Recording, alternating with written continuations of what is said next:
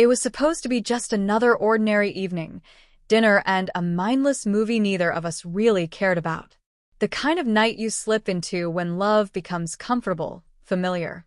Or at least, that's what I believed. She laughed at something on her phone, the screen casting a soft glow in the dim light. For a fleeting second, just one, I caught a glimpse of a name. A name I didn't recognize.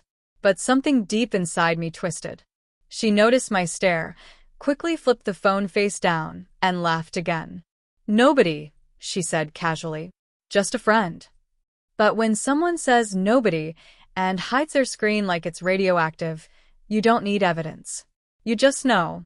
I tried to brush it off, to enjoy the evening, to pretend I hadn't just seen the first fracture in everything we had built. But my thoughts spiraled. Her smile seemed different, forced.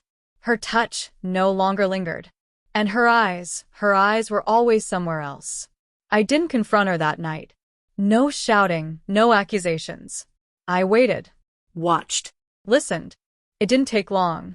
She started staying up later. Locked her phone. Smiled at messages she clearly didn't want me to see. I became a ghost in my own home, while she became a stranger wearing the face of the woman I once loved. And then, one night, I broke. She was in the shower, steam thick in the air. Her phone buzzed on the nightstand. I hadn't planned to check it, I swear. But my hand moved on its own, like it already knew what my heart wasn't ready to face. I picked it up. There it was. His name. Again. Only this time, it wasn't just a few messages. It was dozens. Hundreds. Photos. Memories. Plans I wasn't part of. Secrets. Desires. Laughter. Inside jokes, the kind we used to share. This wasn't a fling.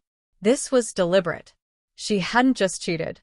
She had replaced me, quietly, piece by piece. I didn't wait for her to come out of the shower. I didn't need to hear the lies, the excuses, the rehearsed regret. I walked to the closet, grabbed my bag, took only what I needed, and I left. No goodbye. No note. No sound. She didn't think I'd really do it. But then again, she didn't know me anymore. The days that followed blurred together. I checked into a cheap hotel, ignored her texts, dodged her calls. At first, she blew up my phone. "Where are you? Talk to me. This isn't fair. I can explain." But what was left to explain? She made her choice, and I made mine. I blocked her number, deleted our photos, unfollowed everything, tried to erase her from my life. But you never really erase someone you loved. You just learn to turn the volume down on their memory. 2 weeks later, I moved into a small apartment. Started over. Started breathing again. Some nights, I still reached across the bed in my sleep, a habit I couldn't shake. Cruel muscle memory. Heartbreak. But with time, the silence became peaceful. The ache stopped screaming. 6 months passed. Then she found me. I was walking home from work, groceries in one hand, headphones in the other, when I turned the corner and saw her, standing outside my building.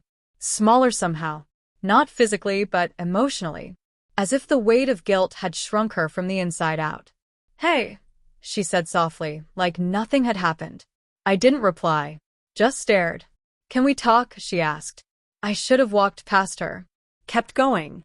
But I didn't. Maybe part of me wanted answers. Maybe part of me just wanted to see if she'd finally admit it. We sat in a small cafe, a block away. The kind I never took her to. My new refuge. She stirred her coffee, but didn't drink. Her hands trembled. Her voice barely a whisper. "I never thought you'd really leave," she said. That was her first mistake. She thought love made me weak. It didn't. It made me strong enough to walk away. She told me it wasn't serious. That she was lost. That it was a mistake. But mistakes don't stretch on for months. Mistakes don't send good morning texts. Mistakes don't replace the man you sleep beside. She cried. Said she missed me. Said her life hadn't been the same. And I believed her. But belief doesn't erase betrayal. Regret isn't love. Guilt isn't enough. "I don't need you to forgive me," she whispered. "I just needed you to know. I still think about us." I nodded. And for the first time in a long time, I felt nothing. No pain. No anger. No longing. Just clarity. You think about us, I said quietly. But you didn't fight for us when it mattered. She didn't argue. She couldn't. She stood, waited for me to say something. Anything. But I had already said everything that mattered. I left her sitting at the table and walked back into my life. A life that no longer had room for someone who once believed I would stay, no matter what. If someone shows you what you mean to them, believe them. Don't wait for closure. Don't wait for apologies that come too late. Sometimes the strongest thing you can do is leave when they least expect it. And never look back.